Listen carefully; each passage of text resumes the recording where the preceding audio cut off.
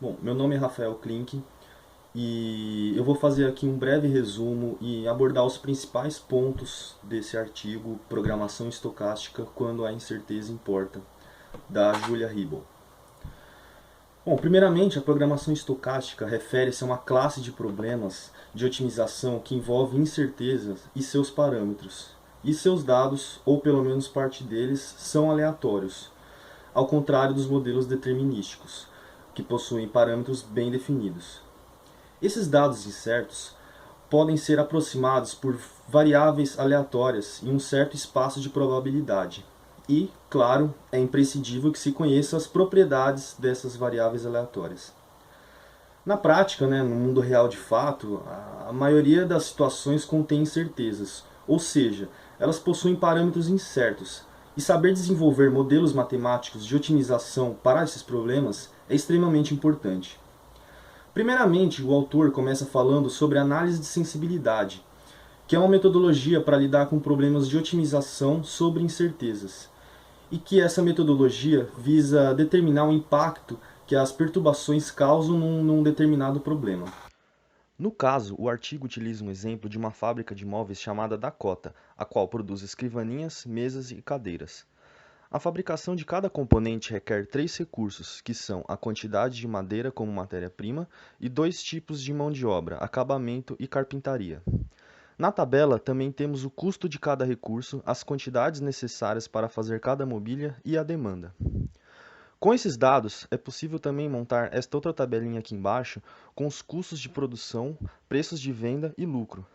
Vale o destaque aqui, como pode ser observado, para o prejuízo na produção de cadeiras. Como é um problema de maximização e não há restrição de atender toda a demanda, obviamente, o modelo acaba optando pela não produção de cadeiras, sendo que as mesas e escrivaninhas atendem à demanda. Como resultado, temos a produção de escrivaninhas e mesas atendendo exatamente à demanda e nenhuma produção de cadeiras, e com um lucro de 4.165. Aqui está a modelagem, com a função objetivo, que é maximizar o lucro, as variáveis e as restrições, sendo que as três primeiras referentes à demanda e as três seguintes em relação à quantidade de recursos. Esse aqui, que mesmo que os dados de base possam mudar, a estrutura do problema permanece a mesma. Por exemplo, se o preço de venda para uma cadeira aumentou de 10 a 11 reais, só é necessário mudar o coeficiente na função objetivo. Esta é a observação de que dá origem à investigação pós-otimização da solução, conhecida como análise de sensibilidade. Isto é, sabendo que a estrutura básica do modelo continua a mesma, pode-se observar a maneira em que as alterações de elementos de dados individuais irá afetar a solução. Observe que se nada mais fosse para mudar e o preço de venda de uma cadeira aumentou para 11 reais, por exemplo, a produção de cadeiras se tornaria rentável e a solução do problema poderia mudar consideravelmente. Por outro lado, se o preço da cadeira deveriam permanecer em 10 reais, mas a demanda variar, aumentando ou diminuindo, não haveria nenhum impacto na solução final. A gente pode concluir, por meio desse exemplo, que a análise de sensibilidade pode não ser muito eficiente quando o interesse é analisar o impacto na solução ótima quando um ou vários parâmetros variam simultaneamente. Como já foi citado anteriormente, em casos reais, os valores dos problemas estão sujeitos a incertezas. Dessa forma, a incerteza é adicionada ao problema com três possíveis cenários de demanda distintos: baixa, esperada e alta, e é associada uma probabilidade de ocorrência a cada um deles. Diante dessa situação, há duas formas de se pensar na solução do problema: ou utilizar o valor esperado da demanda, ou resolver cada cenário de forma individual, ou seja, uma demanda de cada vez, e posteriormente combinar essas situações. Note que se, por exemplo, o dono da Dakota faz um planejamento para produzir com a demanda alta, mas na prática há uma baixa demanda, apesar de ainda haver um lucro ali, é considerado que ele obteve um prejuízo, visto seu planejamento inicial. Vale ressaltar também nesse exemplo que todos esses insumos serão transformados apenas nos produtos que dão lucro, ou seja, em mesas e escrivaninhas, excluindo assim as cadeiras. Diante disso tudo, o autor cita a importância de haver uma solução onde esses três cenários são considerados, ou seja, uma solução de equilíbrio entre eles. E é justamente Isso que o modelo de programação estocástica deve realizar. Além disso, é importante especificar o momento, ou seja, quando que as tomadas de decisão deverão ser realizadas em relação à resolução de incerteza. Essa questão de quando deve-se tomar as decisões, surge o conceito de modelos de recurso, o qual determina que algumas das decisões devem ser fixadas antes que a informação relevante para as incertezas esteja disponível, enquanto que algumas delas podem ser adiadas até para depois. Como foi visto em sala, aqui ele está se referindo nada mais nada menos ao conjunto de variáveis de decisão de primeiro estágio, as chamadas here and now, que devem ser realizadas antes das variáveis aleatórias. E, após a realização dessas variáveis aleatórias, determinam-se as variáveis de segundo estágio, que são as wait and see, ou decisões de recurso, que por sua vez são as ações corretivas, tomadas para adaptar ou finalizar as decisões feitas no primeiro estágio. Ele utiliza esse conceito para exemplificar no caso da fábrica do modelo exemplo do artigo, que as quantidades de recursos devem ser determinadas antes de qualquer coisa, ou seja, são as de primeiro estágio. Mas as quantidades de produção podem ser adiadas para depois que a demanda é conhecida, ou seja, são as de segundo estágio. Podendo assim concluir que as quantidades de produção são flexíveis e adaptáveis, e as quantidades de recursos não. Note que o modelo de recurso é o único que iria produzir cadeiras, observado no cenário de baixa. Nesse cenário, a quantidade de recursos estipulada no período é maior que o necessário para produzir a demanda de mesas e escrivaninhas, sobrando cadeiras. Esse modelo busca então produzir as cadeiras como forma de amenizar o prejuízo, evitando assim que se tenha insumos parados. O autor cita a questão da árvore de cenários, onde ele diz que cada problema de recurso pode ser caracterizado por uma árvore de cenário que representa a distribuição conjunta das variáveis aleatórias envolvidas em um dado modelo de programação estocástica.